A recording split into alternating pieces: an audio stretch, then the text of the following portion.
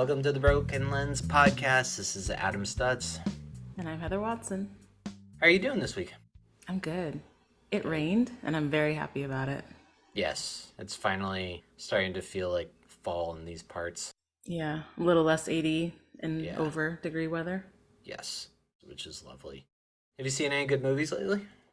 I, the other day, watched the Super Mario Brothers movie, and it was fun because I've also been playing a lot of Mario games recently. I gotta say, like, the story wasn't all that exciting, and a lot of people have opinions about the voice actors, but, like, just the nostalgia of all the sort of game references and stuff like that was really fun. So I enjoyed that. Cool. How about you? I watched the latest David Fincher movie on Netflix, The Killer, with Michael Fassbender. It was good. Wasn't my favorite Fincher movie, but it was cool. I mean, it was entertaining. I feel like I have to go back and watch it again because I don't know if I necessarily gave it a fair shake. My favorite thing I think that he's done recently has been Mindhunter. Oh, I didn't realize that was him. Yeah, I love that show. That was a I gotta great get show. back into that. I had to stop Yeah. for a little bit. I loved it, but it like freaked me out a little bit too much, so I had to pause. It's terrifying. We watched it incessantly, like when we first moved up to LA. And Yeah. I remember at the time, the apartments that we were living at, like over in West Adams, we didn't have any gates or like kind of security on our property. Right. And so it was just like, You're very accessible. yeah, we like watch these like shows and then be absolutely terrified. Exactly. So our interviews this week are Jason Montgomery and Heller Levinson. I really enjoyed my talk with Jason. Jason, in addition to being a poet, is also a visual artist, activist. We talked a lot about his indigenous roots, about kind of overcoming trauma and generational trauma and like how that plays a role in his work as both a visual artist and a poet. It was a great conversation. He has a very distinctive voice, and I definitely encourage people to go check out his books. And then on the flip side, Heller Levinson, who has been writing for decades, in many ways I think has gone under the radar. And he is a contemporary of the poet Will Alexander and just recently won the Big Other Award for Poetry 2022. I really enjoy his work because of like how disjointed it is, how there's a lot of fragmentation in it, and I think there are certainly hallmarks of his work that I see in my own. So there's definitely elemental stuff that is very familiar to me. What did you like gather from the interviews? Especially in Jason's discussion, I thought it was so interesting, especially in the beginning when you guys talk a little bit more about forms of poetry and forms of writing. And that comes from me as somebody who is not informed in this space very well. But I think you guys talk about, was it the nonette? Mm-hmm. That form of writing and the explanation of that and sort of the reasoning behind that and how his writing has evolved in these different forms is very interesting. Good learning experience for me, especially because I do the formatting on the website for these issues. And it's like, I remember working on these poems, but obviously didn't have an understanding of like the specific form behind these types of poems. So that was an interesting thing.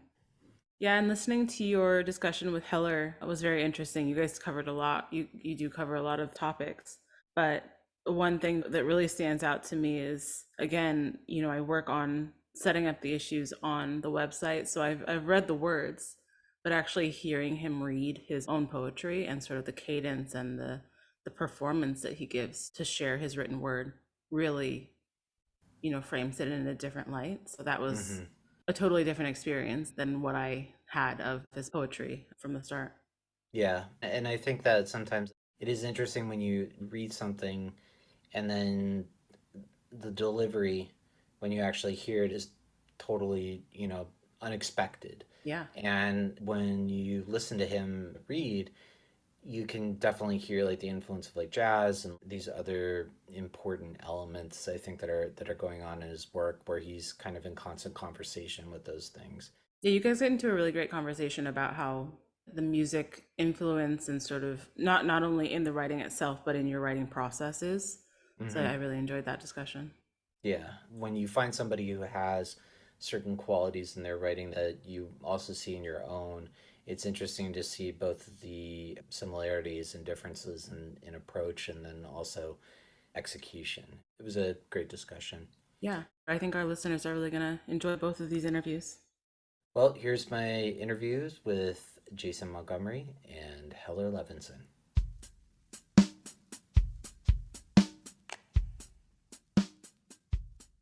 All right, Jason Montgomery, welcome to the Broken Lens podcast. Hogala, hello. We're so happy to have you here, and I'd love for you to begin by reading For the Quietest Moments. For the quietest moments. These quietest moments here in my home don't want for practical purpose, although lacking direction or even forethought. Sneaking in unheard, they comfort us, not asking how, but why. I love succinct poems. I'm very drawn to haiku. I'm very drawn to sapphic poems and aphoristic poems. The nonet was something that I think I was aware of, but I wasn't entirely familiar with the form. And for our listeners, a nonet can best be described as a poem that's composed of 9 lines. And it doesn't necessarily matter the order, but either the first line or the last line, what have you.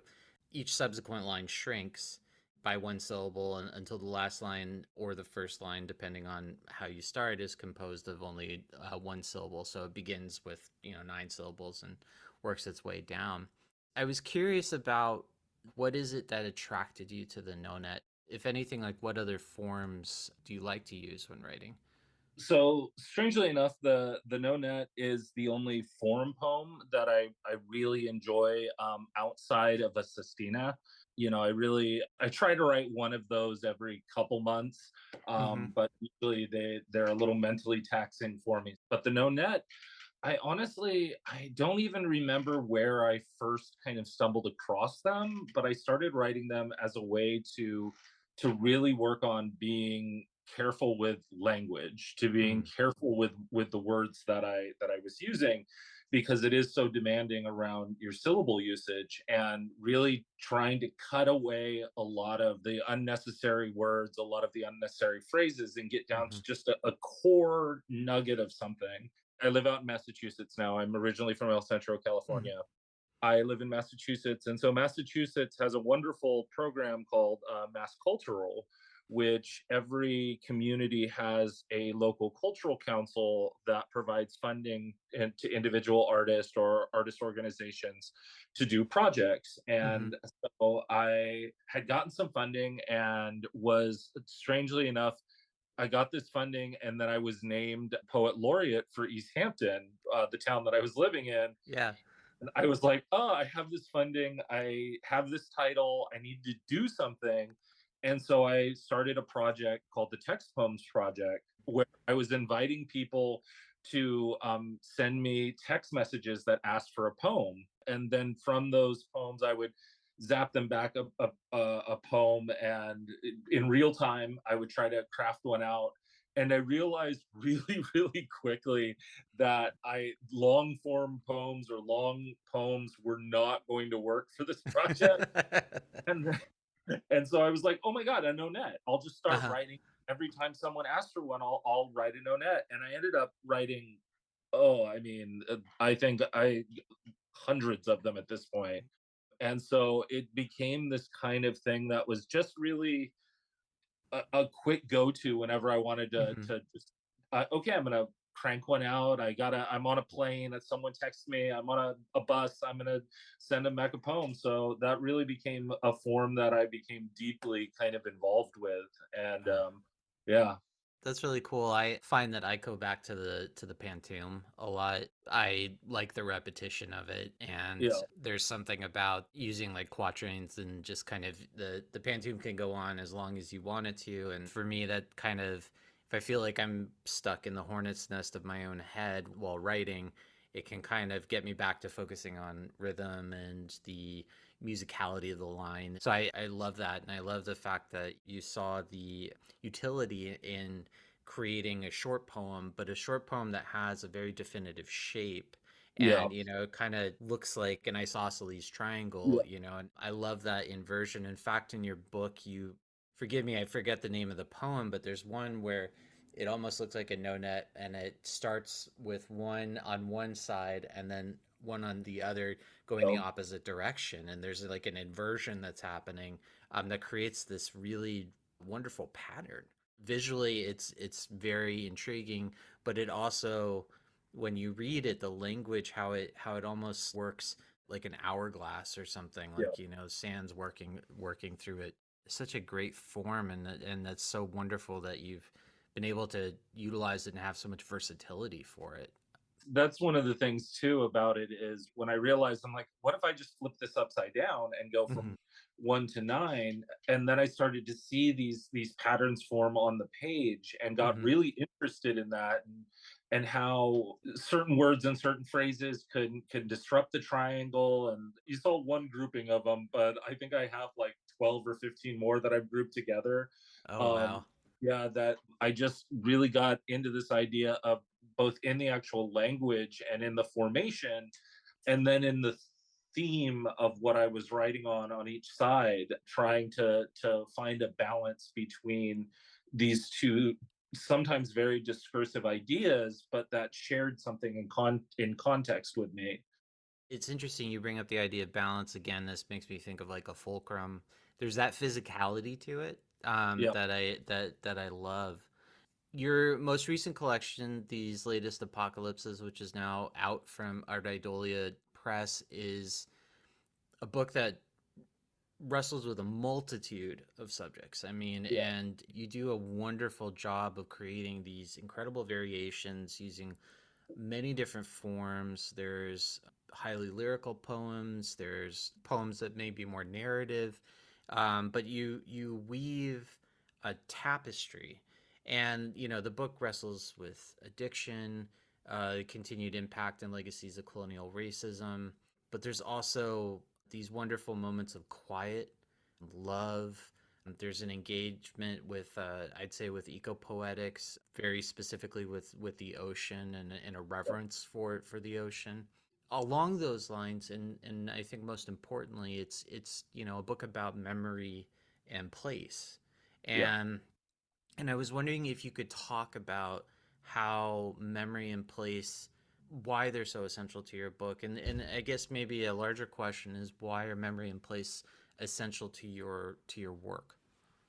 I feel like, particularly with this collection of poems, it was really an attempt for me to wrestle with endings in endings that have occurred in my life, endings that have occurred kind of in the larger macro. And I felt like I couldn't really delve into that without trying to be as honest as I could, and coming from a place of autobiographical memory was the place that I knew that I could really take a step back. And some of the poems were years and years in the past, and trying to be as authentic to that memory as I could and be as truthful in that memory as I could. It felt very necessary. It Mm-hmm. felt as though trying to have these larger conversations, and trying to have conversations about colonial racism, trying to have conversations about environmental degradation. I couldn't be authentic unless I spoke from a place of things that I actually experienced, Mm-hmm.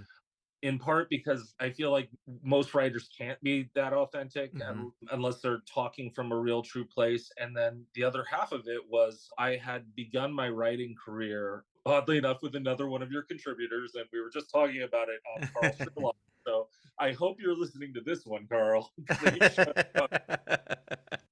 But I had begun my writing career writing plays with Carl, and I found that when I was writing plays with Carl, and then later I studied under Naomi Azuka and Carlos Morton at the University of California, Santa Barbara, Mm. I could hide myself behind the mask of character, and I could hide away from parts of myself that I didn't necessarily want to talk about, but I needed to say something about. So I would break them apart, and that character's kind of me, but he's not really, and that character's kind of this moment, but not really. And when I sat down and I started really working with poetry as a form, I realized I couldn't do that. Mm-hmm. Some of my earliest poems were very, very. I was like, "What is wrong with this? Like, it should work."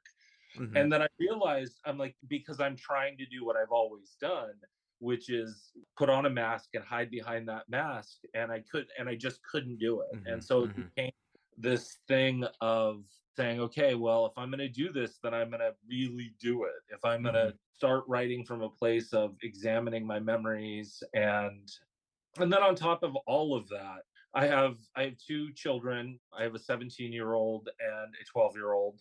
And as they've been getting older, I have been kind of coming to that place of being like, I want my children to understand some of these memories that we share. I Mm-hmm. want them to look at them from a perspective that they can then say, oh, I see dad here.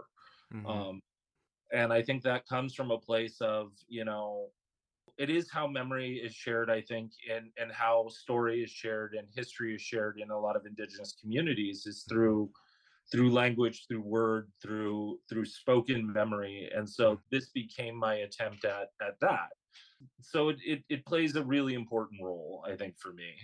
Yeah, it brings to mind legacy. It brings to mind the importance of, like you said, maintaining tradition. I mean, poetry as an art form is essentially an oral art form, obviously, and it still persists in that form, although I would say that in kind of the modern poetry industry or world, I think there's been kind of a unreasonable division between the two, and so I feel Yeah. like there is more of a push to kind of bring that back. That also brings to mind the current struggles that some tribes have had in terms of maintaining the language, Yeah. and making sure that the language survives because so many of the elders are now dying, and with them goes the language and then a very essential piece of the culture.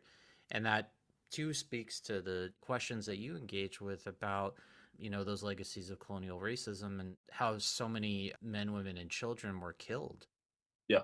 horribly tortured, and for simply speaking their language and trying to maintain their traditions in the face of manifest destiny, as they put it. But really it was genocide. And so I think that that's so wonderful that you see your poetry almost as a, I could see it as being like love letters to your children in Yeah. many ways. When I think about it in that context, it's like you're allowing them to see you as a fully formed human being. I know that oftentimes children, we have a certain reverence for our parents and the idea of the parent, and so we want to see them as being infallible. But often as we get older, it's that fallibility that can bring us closer to our parents. And so the fact that there's this document out there, that has all of the rough edges to it, is such a wonderful representation of that. I know many poets, when they set out to write book length projects, they have a unified aim. Yeah. And whereas others will gather work over the course of months, I know that when I wrote my first book, it had more of a project structure to it now. And now the manuscript I'm currently working on is much more just piecemeal, and I'm kind of gathering things, but trying to organize it in such a way that there is a coherence to it.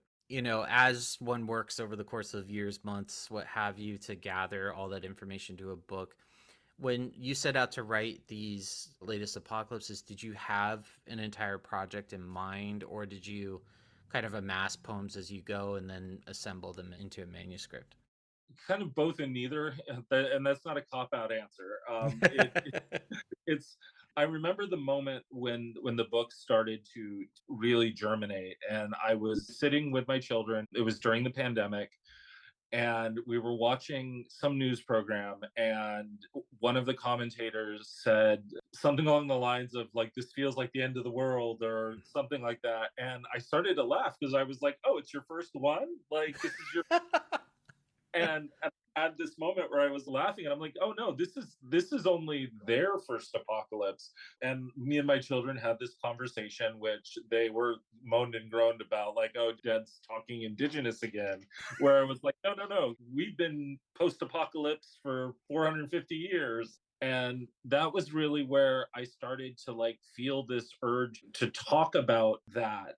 And so the poems that I started writing started to become about the endings and the small ends of the world and the living in an end of the world society and being of that end. And then I just strangely enough, I was down visiting my Aunt Linda in El Centro, Mhm. and the title poem for the book, she made a joke about how she's like, yeah, this recent apocalypse or this latest apocalypse. And we started talking about it and about how this was just the latest of Uh-huh. apocalypses. And I like ran into the back room and I was like trying to write this quick poem down about this conversation we just had and kind of the resilience that this individual has as both a person and as a symbol of all of my ancestors that had come before Mhm. her. And that's when I realized, I'm like, I know what this book is. I know what Mhm. I've been doing now for the last few months. I know that this is these latest apocalypses. I know this is what it's going to be. And I think I like even started like jotting down like quick titles of like what the Mhm. book was. And then I started pulling from the stuff that I had written in that last few months in that kind of time and was like, okay, I got the start of a manuscript here, Yeah. and was like, I can see where it's going. And then I started really saying, okay, when I kind of realized that for as much as it started off as this very like punk rock kid from like San Diego being like, yeah, the end of the world. And I was like, no, this is something much more personal. Yeah. And I started to think about my children, and their mother and I are divorced, and how that was an end of their little world, and Mhm.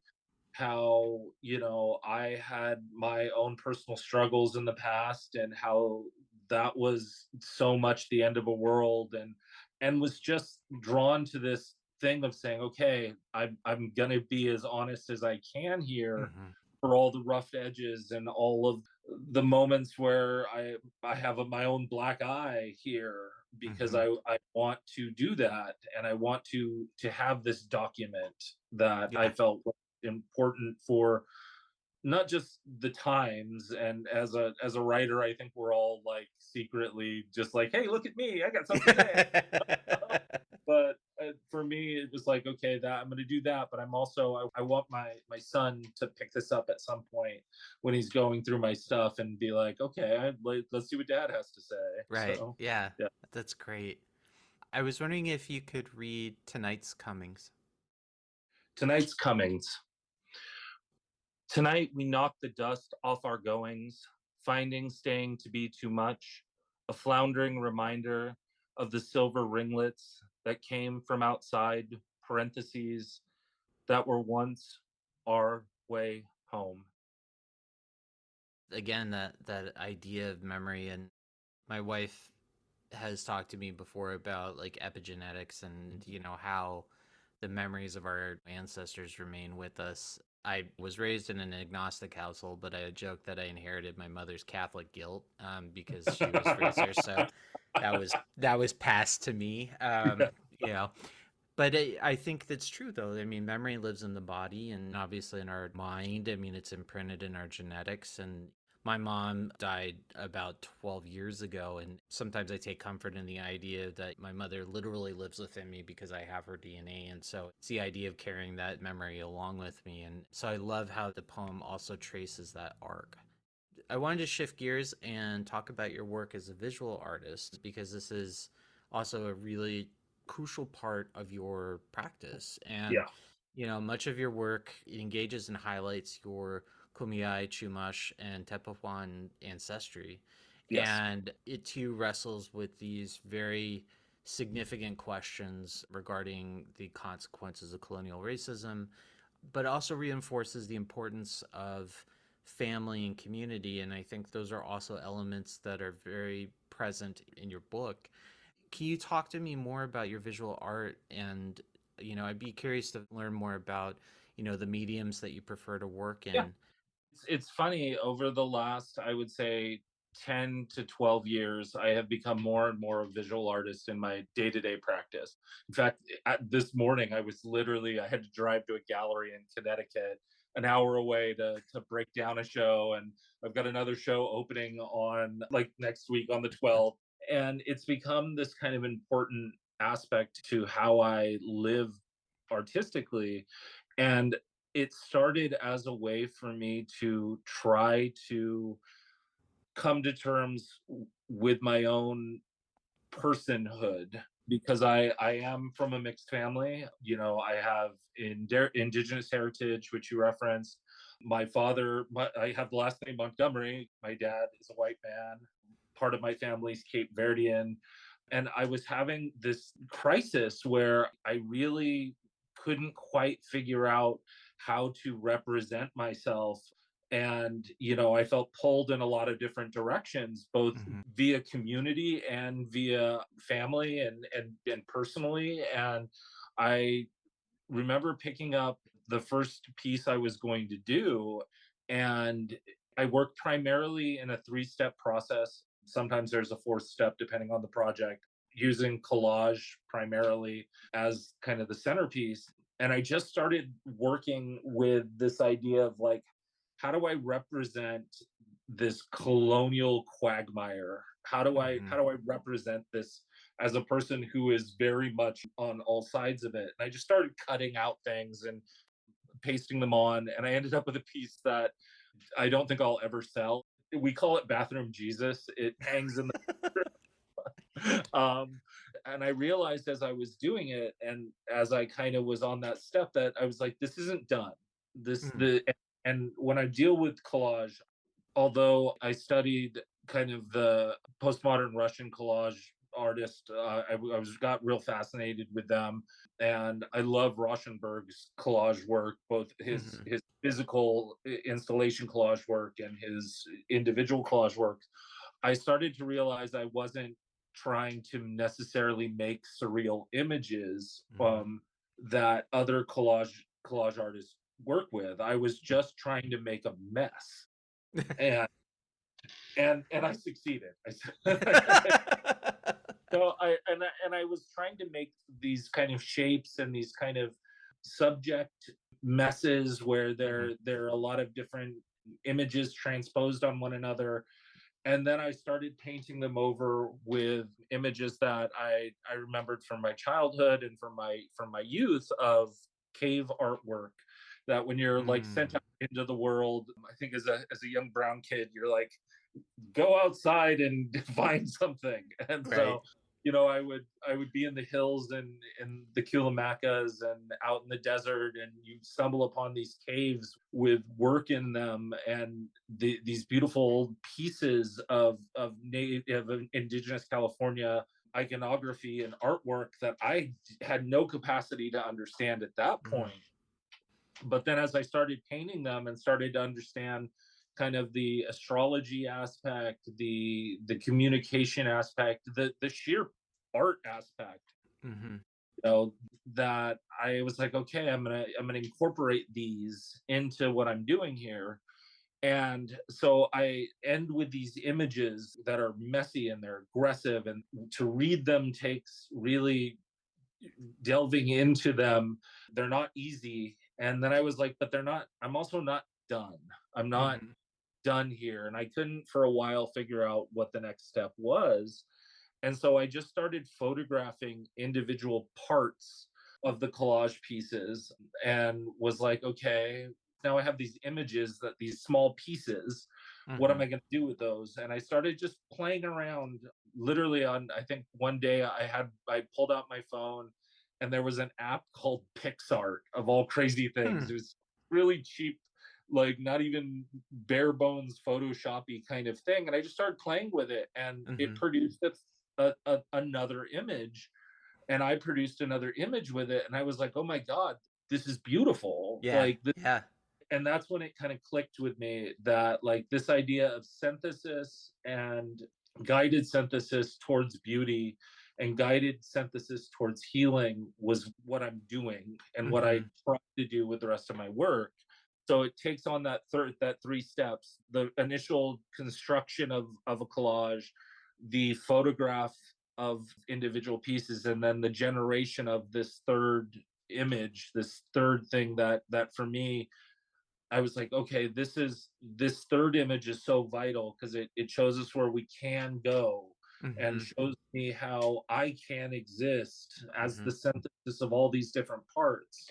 And then I was in an artistic residency at the Ready Wipe Gallery, and I like, just strangely enough, I found what a friend of mine calls the good dumpster.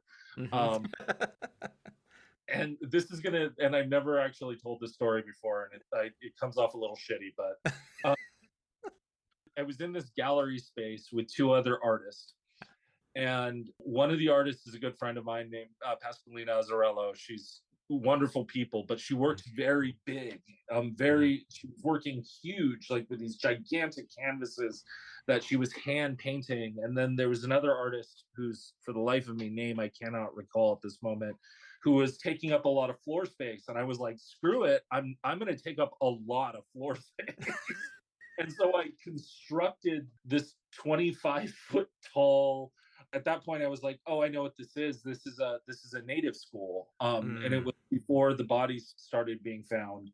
And I was like, "No, people don't talk about native schools." So, and I Yeah. collaged the whole thing, and it was this huge structure. And I took a step back from it, and I remember Pascalina came in as it was kind of coming together and was like, "This is what you should do. Like these kind of Mm. scale installations, these big constructions." She's like, "This is what your work needed." Mhm. And at that point, that it became like that aspect of like building something and constructing something and making these physical installations became kind of the fourth piece, Yeah. it were, to the visual art. So I kind of followed that routine now of, if I'm doing something, I'm not producing usually a single piece, I'm producing a full installation that has Mhm. all its components to it. Yeah. It's a little selfish, but I like my floor space. I want my land back. I love that idea about working across various mediums. We have a number of folks that we've featured in the journal who work in multiple mediums. Photographer Leonard Lund is also a poet and he's a historian, and a lot of those things complement one another. And I'm curious, when you think of your visual art, do you feel as though your visual art informs your work as a poet, or do you feel your poetry, informs your work as a visual artist, or do they kind of, are they always in conversation with one another and kind of helping to build or to generate work? That is a really good question. I feel like they're in conversation. I'm part of the neurodivergent mafia, and ADHD, which was hilarious to me when I was diagnosed as an adult. And then most of my family was like, "Oh yeah, no, we like, no, we know." And so one of the things that I didn't really realize until I started going through that process of diagnosis was that I think in pictures.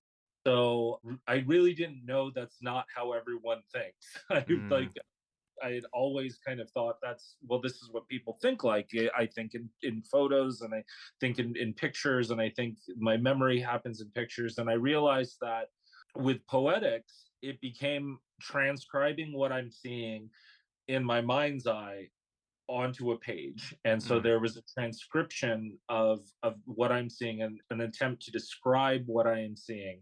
Whereas in the visual art world, it tends to be, I don't actually have a plan. My mind kind of goes blank, and there's a deep quiet that comes as I'm making things, and then the picture starts to form. And mm, so in that way, it's a very different process to be in each of those spaces.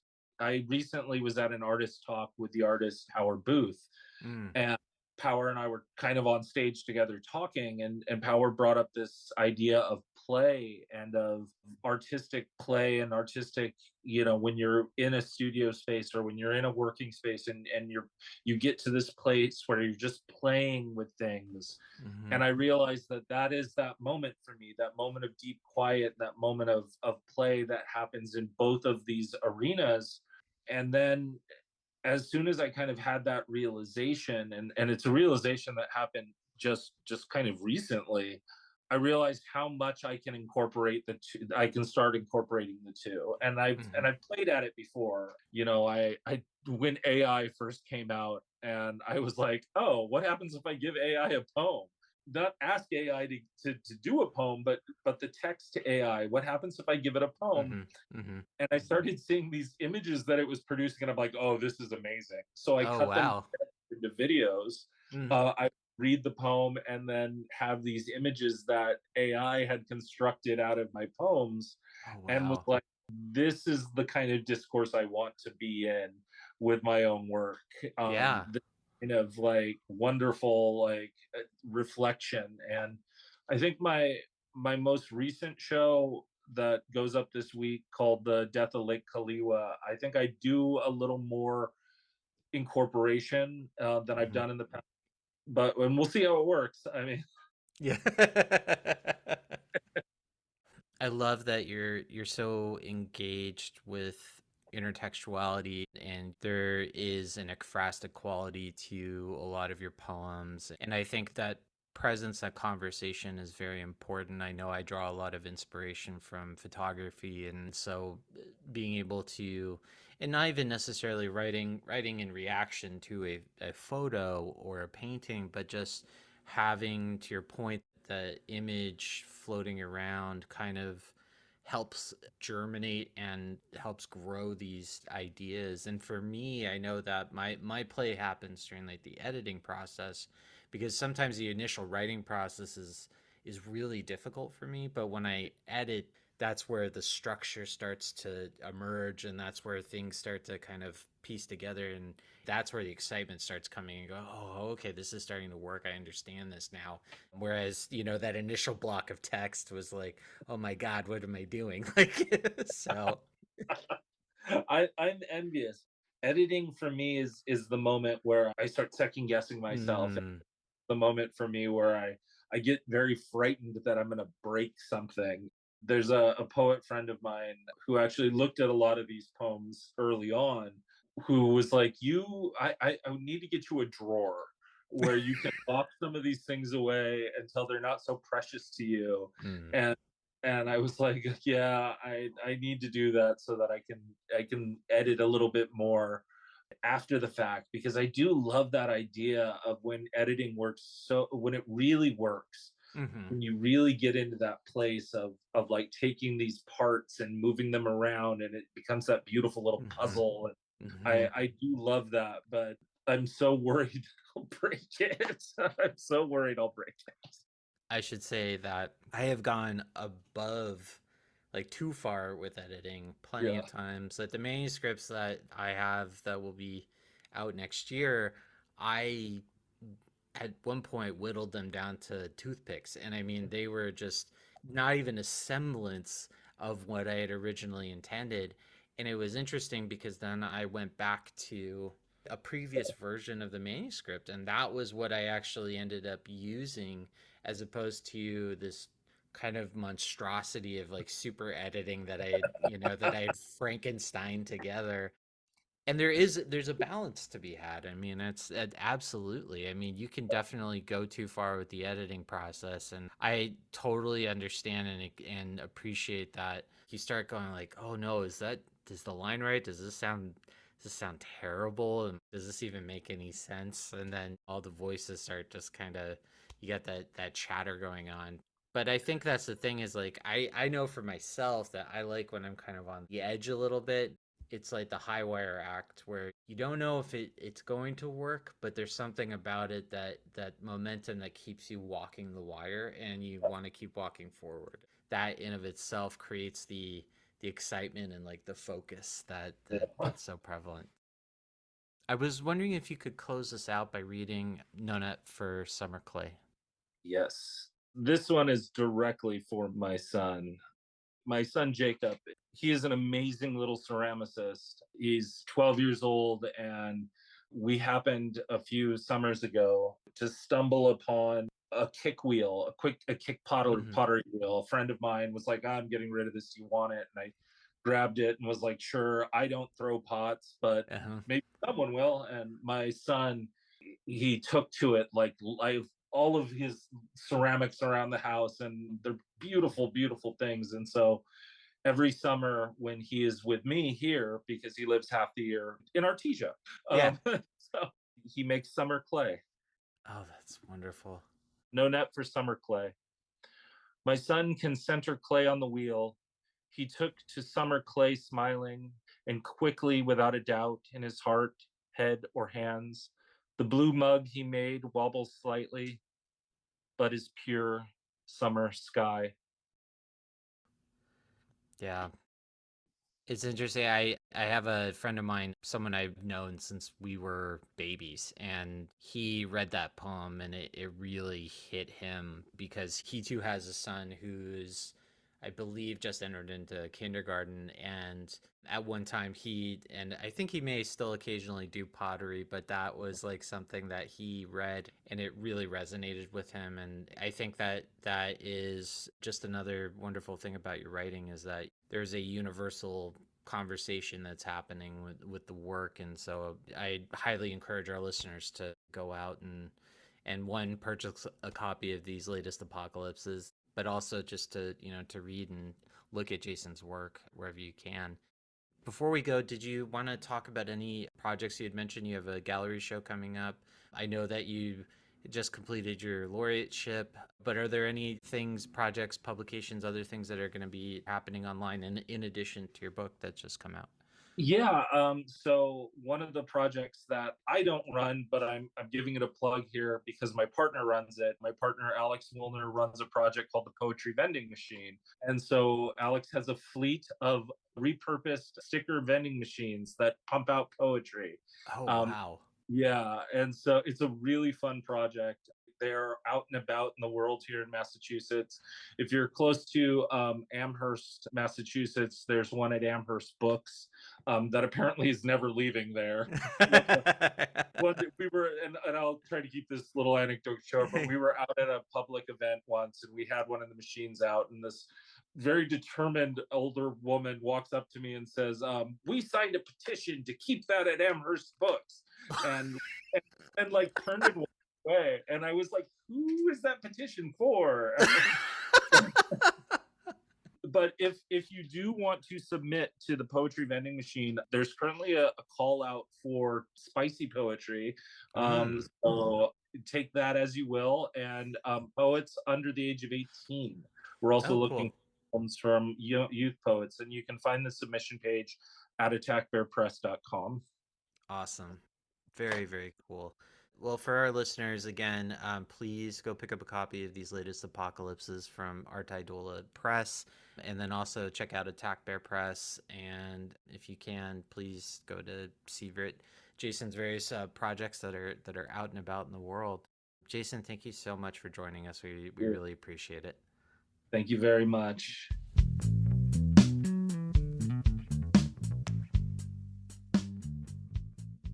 Heller Levinson, welcome to the Broken Lens podcast. I wanted to start off by congratulating you on your recent Big Others Book Award for Lure. Congratulations. I am so excited to know that you received this very well-deserved award. It's something to be celebrated. So thank you for being here and, blessing us with your presence. I wanted to have you start by reading Cordon Crawler, Flock Spread, and Overcast. Thank you for having me, Adam. Please, pleasure. Cordon Crawler, Flock Spread, tawny, fiery upstart, pearls and beads, the tomb woven, assemblies, lacking corrective vision, confirm consensus, hazard wrench. Overcast, shingling collar, ooze, oblique dosage, cross fell, a flotation of ruminants, corvus corax, ravens, huddling, climacteric drapery, fiction's steam, plans put on hold, and overtaking swaddle, shods, subdue. That's beautiful. There is a contrapuntal quality to your writing that employs dissonance in a way that for me, only enhances the musicality of your lines. And while someone who might not be familiar with your work might read the poems as being random or maybe chaotic, I view them as quite the opposite, as being very intentional, precise, focused. When considering the breadth of the work that you've written, do you find yourself falling back on certain methods, tropes, or influences that you feel enhance or support the polyphony that you're trying to advance in your writing? Very interesting question. It throws off a couple of differing responses from me. First off, I applaud the fact that you see this. Nothing is random here. In fact, I understand that my work can be viewed. What is this? I mean, it's just the total opposite of what they call it, word salad. Mhm. In fact, I don't know if it's in Shift Gristle, but in a couple of my books, I've taken care to go through a poem and explicate it to alert people to the precision that's involved. Every word works. And if it doesn't, then I'm casting a purposeful, let me say, what would one call it? In music, you'd call it a run, Mhm. purposeful run, which creates a mood, which is also purposeful. So I applaud the fact that you received that and are tuned to the fact that there is nothing random in the work unless I choose it to be random and Mhm. want to create a random effect. The other part of the question is, do I go back to tropes? Well, that's a very interesting question. And we have a guest on with us for those listening, a good friend and supporter, Heath Broker. Uh, Heath will understand this and goes back to the first so-called Hinge book, Smelling Mary, where it started with what I term modules. And Mm. they're basically, to use the word, I'll use the word technological. And when I use it, it's coming off of the Greek techne, which is Mhm. a way of knowing it wasn't a tool. So in the very first book, the first thing that began this, and I'm actually veering away from the term hinge because it kind of means I have to reference it. So now I just talk about, I'm just doing this, just creation. It started that way, but now it's just what I do. you know, it's gone from Hinge to Heller Levinson, put it that way. So the ego's coming in now. So if I wanted to go back and let's say I'm fishing around for something, I'll just give you an idea. So with is over with accumulation, with accident, with alacrity, with alembic, with allocation, with compromise, with colonialism, with circulation. So there's over 60 voicings that come out of this module. And then things got a little bit more complex, going into complexity theory. This is the second book from Stone This Running. The first book was Toxicity, then Smelling Mary. This is from Stone This Running. Very interesting. And Adam, in terms of what I think you asked me, do I go back? These books, it was so long ago, it's like brand new to me. So I Yeah. went back and I used a module that was in here. I think in Shift Gristle or the one before that, Heath, I forget. I went back to it. So here you have the withs, and then you have a with / this, Mhm. which with celerity, this credulity, with grievance, this abeyance. Then it gets more interesting, not more interesting, more complex. Something called the fecundating rotational cluster. So that becomes from Stone This Running, which is the title of this book. Then the interfecundating rotational cluster collusional, where the modules will collude with one another and another outbreak will come up. This is great. Let me Yeah. interject. This is very important. So do I go back to certain things? Yes, and I also have the thing called a whoosh, which I think it's in where is I just do, and that is like just a jam, when Hmm. I feel it, and that like, takes off on its own. But I'm very conscious of not resorting to reflex Hmm. and trying to find new ways of approaching a subject matter, which I hope each book will reveal some of that search. Hmm. I find with my own work that that's a tension that exists for me in a lot of ways in terms of, I will fall back into certain patterns, but then I also want to make sure that whatever I'm writing is still in conversation and concert with previous work. Because I think that, if we maybe take the perspective that time is not linear, but is very much a circle sphere, and these conversations continue revolving around one another in a way that there is a constant symphonic quality to our thoughts, feelings, expressions, and that these all have, through their own evolution, they're constantly beating off of one another. I can see that in terms of the liquid qualities in your work. And I like that idea of liquidity because it absorbs, adapts, it runs through, it can break down, it can build up. It has all these immense characteristics to it. And so having that liquidity present in your writing, it's a wonderful thing to witness as a reader because it provides so many opportunities to watch destruction, to watch growth, to watch saturation, giving people a sense of immensity, but also it can flow into the tiniest corners. That to me is work that's striving to break down boundaries. And so that's something that I feel is very indicative of what you've done. And I will be the first to admit that I am a newly indoctrinated Heller Levinson fan, but I can see that in what I've read. And it's something that, I think was the impetus behind the work that we took for issue 4. Three of your most recent collections, Just Saying, Shift Gristle, and Query Caboodle, all of which are out from Black Widow.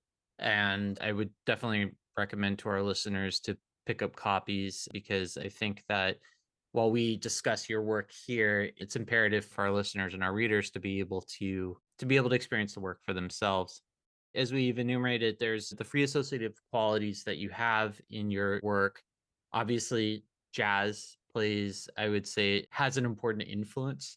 And your work also brings to mind, the work of Clark Coolidge and Will Alexander, who's also been a collaborator of yours. And I just would love to talk about the importance for you of jazz on your work as a poet and just how your work is in conversation with the genre. I'd love to. I just want to pick up talking about the liquidity. Yeah. To me, it's very important that we all get caught in patterns. And I think the pattern and the idea of the technological is very important. I mean, a module is basically a pattern. And so there's two physics going on here. One is to take the pattern to maximize the pattern so it becomes flexible and works toward, let's say, an infinitude. So the pattern broadens, like I'm not going to mention names, but even Bach, it's a pattern. But then going back to jazz now, like Miles says, you got to always be changing, man. You got to always Mhm. change, and things evolve. So I think pattern breaking. Well, so we got two things you want to do. One, you want to expand and maximize the pattern. The other thing you want to do is break the pattern and make sure Mhm. you're breaking patterns all the time and reinventing patterns. So Mhm. that being said, that's what jazz did. They broke the traditional pattern, just like visual arts broke the traditional pattern of had to be representation, and they were able to work with gesture and abstraction. So if you're going to be an artist, you could be a real poet. What are you supposed to be doing? You're supposed to be Mhm. putting fresh material into the universe, both in terms of exploration and expression, and in terms of search too. So going back to my own relationship to jazz, well, as a kid in grammar school, I got picked out.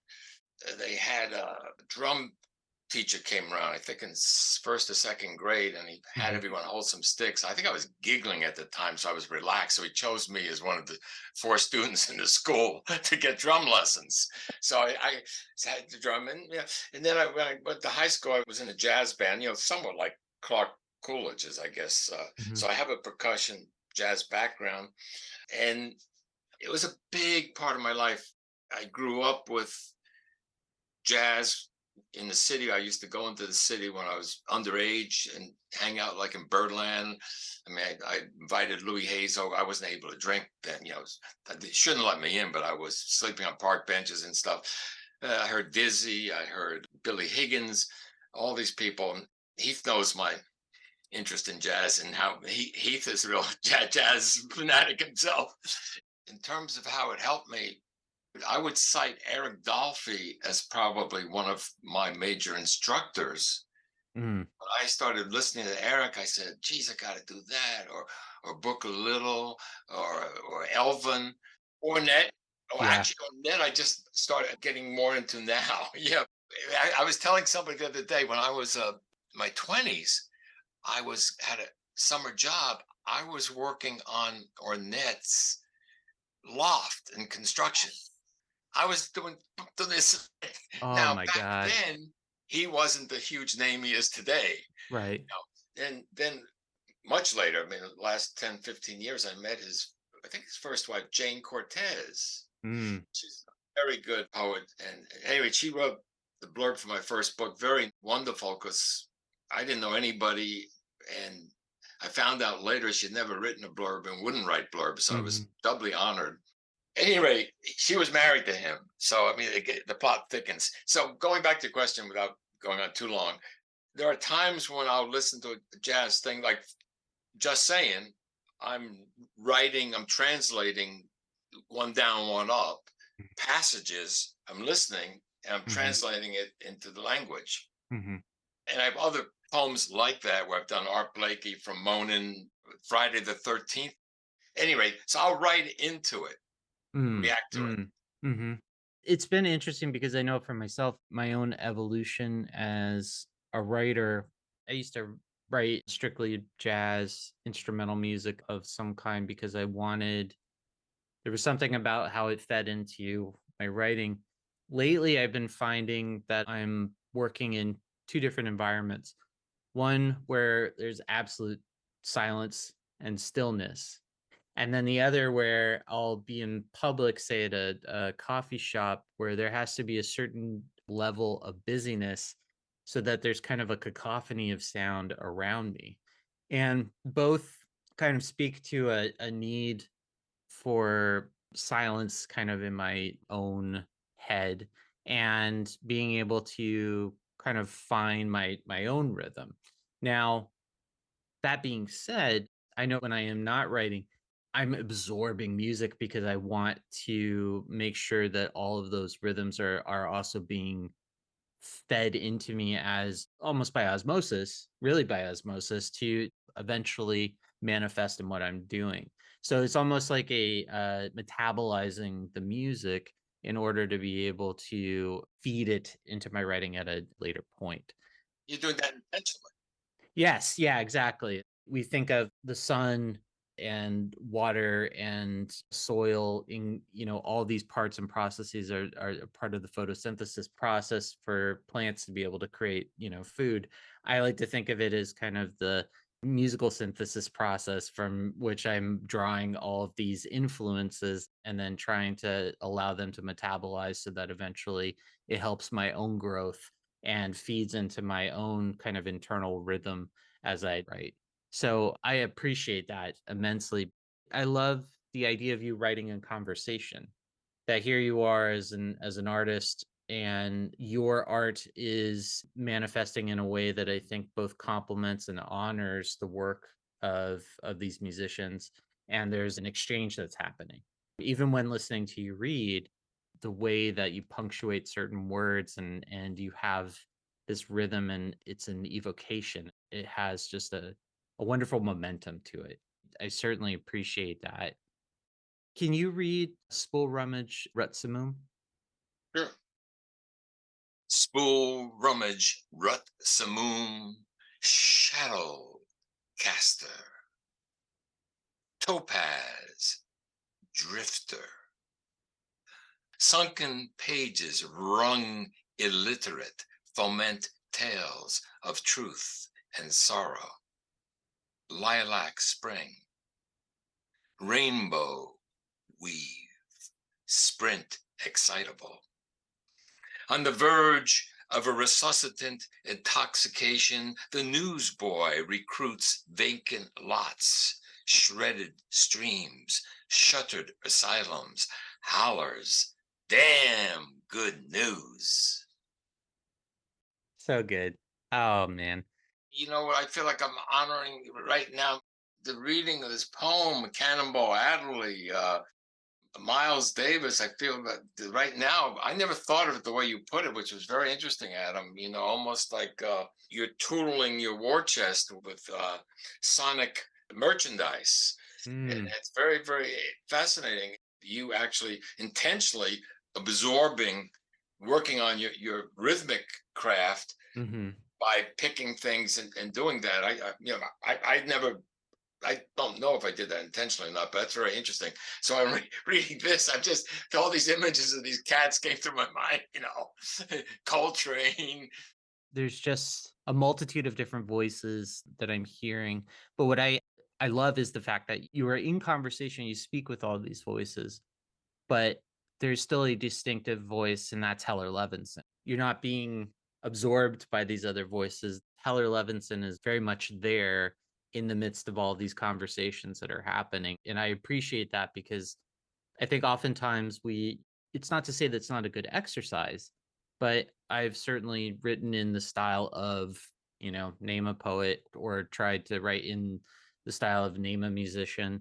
And sometimes as an intellectual exercise, as a craft exercise, it's great, but you want to make sure that in doing so, your love and appreciation for those artists is not suddenly becoming a Trakely homage to the point that you end up mimicking that That's a voice. problem, sure. But I think that here there's distinction. There's something that is elemental and specific to you.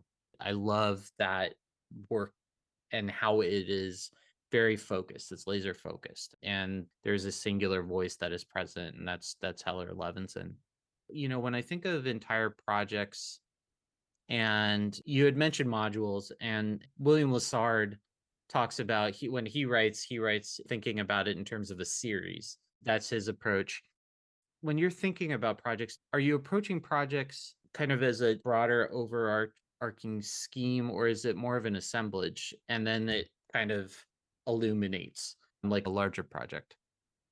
So what we're talking about is, from my point of view, projects. So obviously, Just Saying was a project. Right. Just Saying is a project to honor One Down, One Up. And I think one of the cool things about Just Saying is bringing in all the elements, 1965, Yeah. ingredients. But I'll be specific.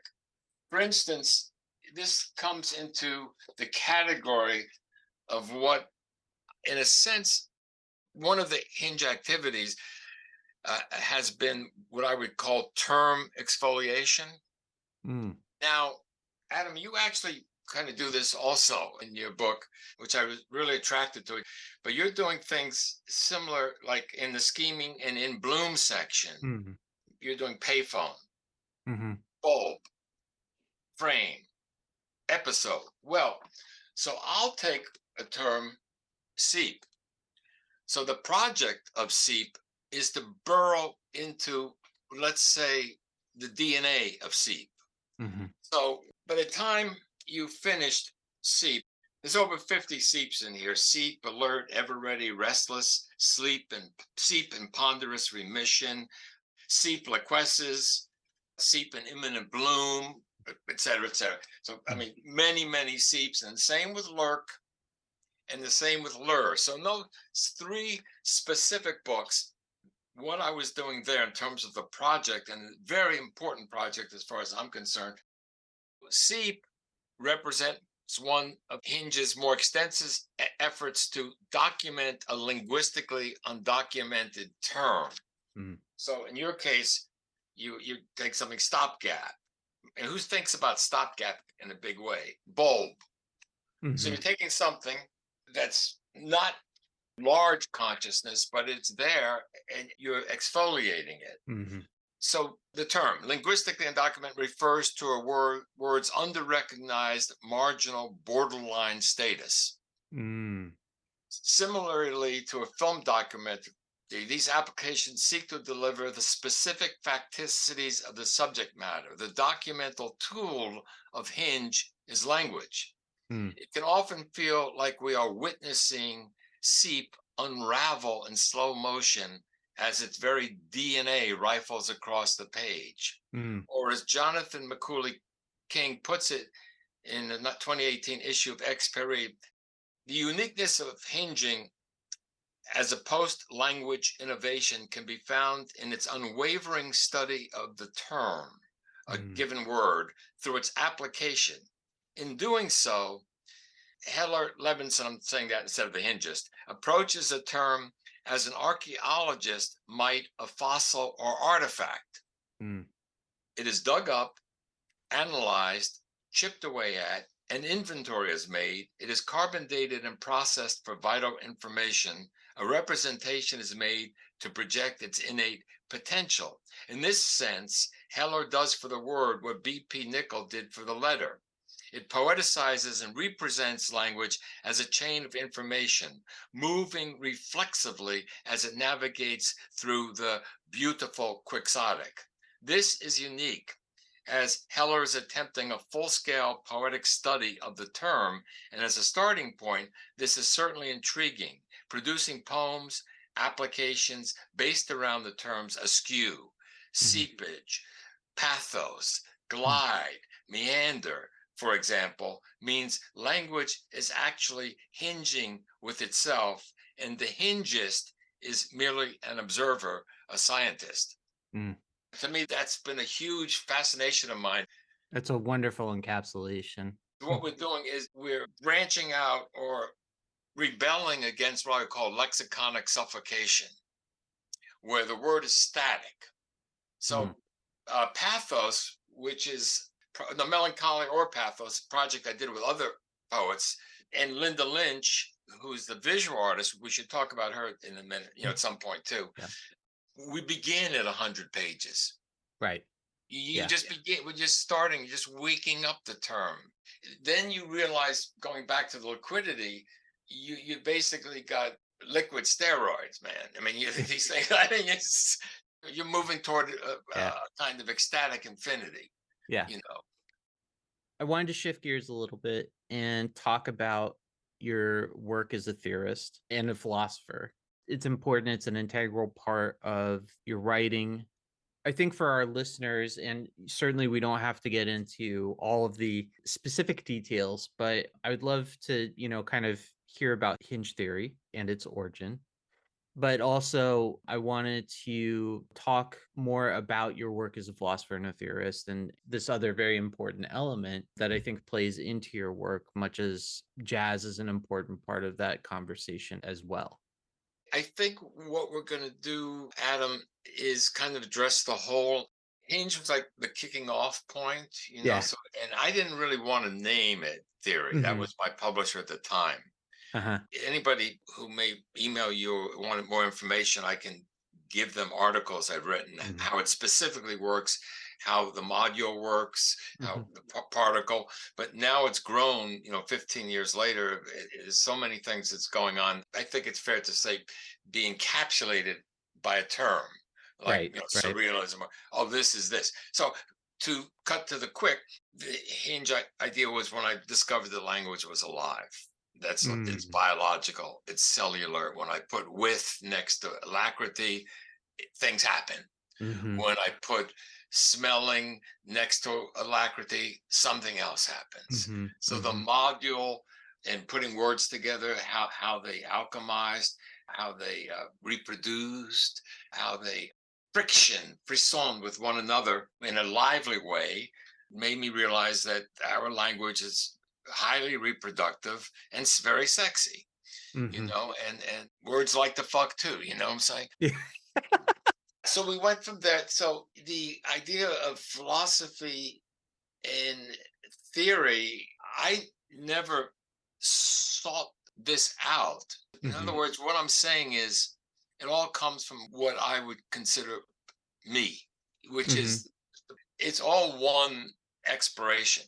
Mm-hmm. Whether I'm doing a visual or I'm doing a language, it's all this thrust to explore and fecund and enlarge. And the mission is to spearhead an inquiry, Mm-hmm. which Mm-hmm. results in higher neuronal consciousness for all of us.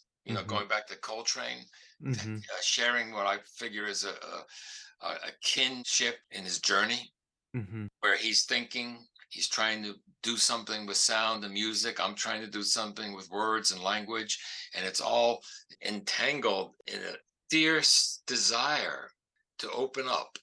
Mm-hmm. And when you open up, you're creating miracles in contributing to the world by offering Mm-hmm. fascinations. So I was just thinking today, talking about philosophy, I'm thinking today how close fascination is to the term miracle. So all these things, in fact, I'm in dialogue with a wonderful philosopher who's a Heidegger scholar too, up in Richard Capabianco. He's in Schiffgrisel. So when I'm reading Heidegger or I'm reading Spinoza, it's all in quest. Mm-hmm. So to me, it's all wrapped in the quest. And what Yeah. motives the quest? Well, I don't really know, but entwined in the quest is a fabric of deliverance. Mm-hmm. Don't search for acclaim as much as sharing, for me anyway. The whoosh poems, it's very, very entertaining when I do those, and people Yeah. like that. But to Yeah. me, that's not what I'm interested in. I'm interested in them understanding, look what I've done with Seep, or look how I'm working with becoming. That's what I'm proud of in a deeper way. Do you feel that that pursuit of the quest, the engagement where there is that cross-pollination, the synthesis, do you feel that's lacking in the work of younger writers or just people that are writing today? Because sometimes I feel like I encounter it where I want someone to go further. For me, a big part of writing is failure, and failure not as a albatross, but failure as an opening.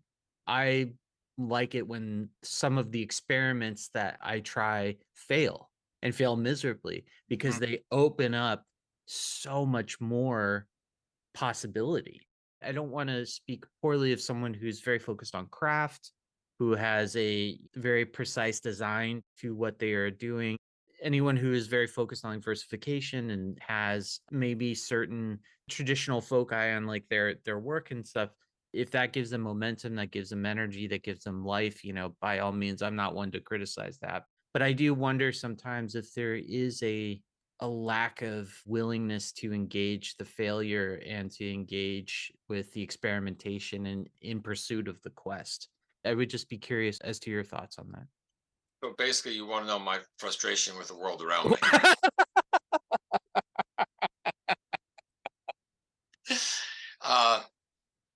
Yes, I mean, absolutely. I don't, I don't want to get into a swiping scenario, which I'm capable of doing.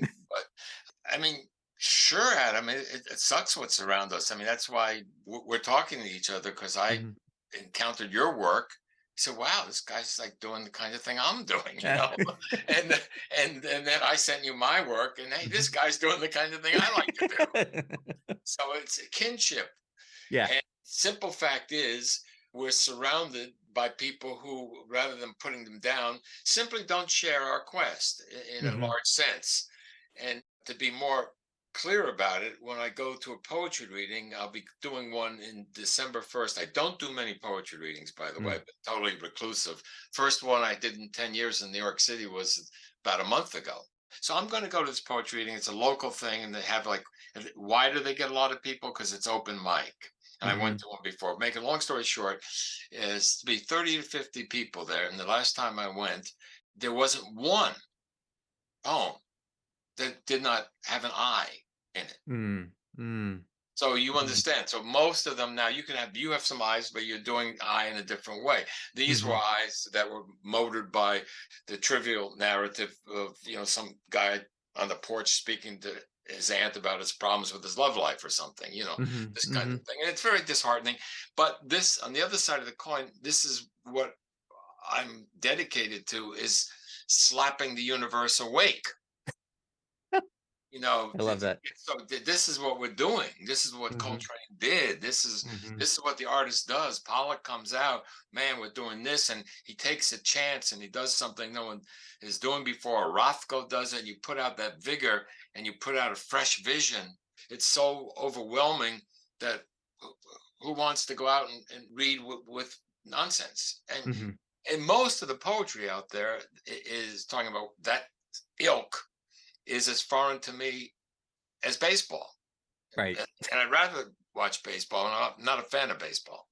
I mean, I'm a fan of some sports, but I'd rather hit the ball than watch somebody else hit the ball. Sure. Can you finish this off by reading Crossfall Verbatim Bomb and Crossfall Sling Wrench Alterity Divide? Before I end the whole discussion, I just want to bring up Linda Lynch a moment, because Yes. she's a partner in what we're doing, has been from the very beginning, and she will take something like pathos, and I'll hinge to her work like the pronghorn, which is in Schiff Gristle, and she'll see something. So again, it's an expansion. We're blooming something from this, again, friction, instead of being another word against a word, a visual, and vice versa. Very important to me, and she's been wonderful. And I'm very involved in the visual arts also. Yeah. Before you read, I do want to say the idea of the hinge. When I visualize a hinge, I mean, it's if you keep adding hinges, you talk about hinging to other artists' work.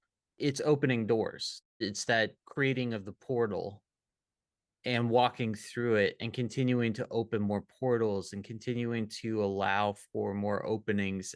And I like that. I like that idea of it's not about closure, it's about openings. Beautiful. I love that, Adam, because what that is at the end of one of my books, I forgot which one, but the whole section was called Aperture. And the idea was I'm ending on an aperture. It's another way of looking at hinges, aperture. Aperture. Yes. The opening is so important. Crossfall verbatim bomb. Spill. Scramble outrage decibel. Pit plum aleatory they fell together. The compacted less squeeze than forearm. Again, the fetch for color, for an amber that spells, that could rile an early dismissal. Crossfall, sling wrench, alterity divide. Comeuppance, jagged, brawl, partialize, window occlude, interdisciplinary hollow, fetch. What came before to make it so? Defile, denigrate, degrade, quail, base, quiver, excess, bask. They call it history, summer, and parts, holistic fragmentation, piety. History seeks to acknowledge without knowing why nor how. Spurious applies to most human endeavors.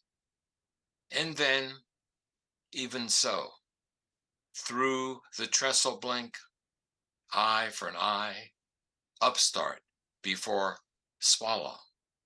It's a matter of heart. Too many cooks in the kitchen. Use your good arm. Nothing was quite the same since. Beautiful. So crossfall is a transverse sloping of a roadway toward the shoulder or gutter on either side. Huh.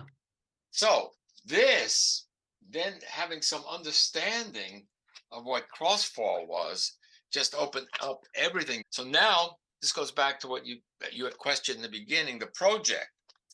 You can go the opposite way too. You can use a word that triggers rather than do seep, tenebrate, to louche, to meander. I'm using it as a verb. To tenebrate. Tenebrate to a weazened palliative. Tenebrate to an enameled latency.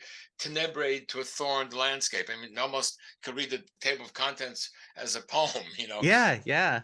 Now I'm exploring the term and using it as a verb. Yes. Crossfall. So, and then I'll mix it up some. So now you got crossfall, this roadway and a traverse. So what does that do for me? And now we're talking about, going back to your other question, the theorist, the philosopher. So what's involved in that movement? You got suspension, you've got the transformation, you're going from here to, you got rebellion, off the roadway, the given track. You've got liminality, you've got threshold, you've got passageway, you know, with the mezuzah in Jewish religion, they have it over the door. It's a sacred place, the passageway. And the Tibetans have a mantra before they cross the passageway. So all these issues and this depth of concerns comes out of this one term, which I'm embarked on exploring this, and this embarkation will aperture, open all these other elements. And then, so you go from there, and hopefully Linda will hinge into this momentum and create some felling in her own idiom. I'd love to have a dance troupe come in and do some crossfall work and do, you know, dance. There's a total concerted effort to expand, open up, and flourish, exfoliate this remarkable linguistic activity. Yes, perfectly said.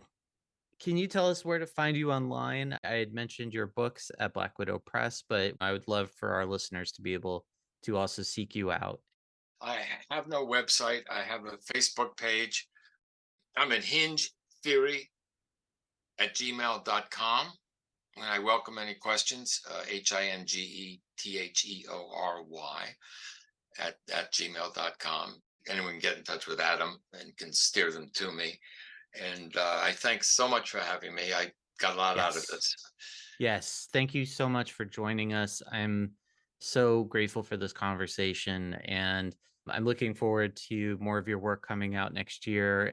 To our listeners, please go check out Heller's work wherever you're able to come across his books. Go to Black Widow Press. Make sure to seek out his work. And if you're in New York and you have the opportunity to hear him read, please do, because as you can tell, it's magical. Thank you, Heller, so much for joining us, and we look forward to speaking with you again. It was wonderful. Thank you, Adam. Thank you to Jason Montgomery and Heller Levinson for joining us on this episode. Please be sure to like and subscribe, and if you're enjoying the podcast, leave us a review. And please check out issue 5 of our journal, which just came out in October. You can find that on the website, brokenlensjournal.com. Also on the website, we accept submissions year-round, so please go and submit your work there. Thanks as always to our producer, Destiny. Our theme music is composed and recorded by Art Santora. I'm Adam. And I'm Heather. Thanks for listening. Bye. I gotta say it, I'm sorry.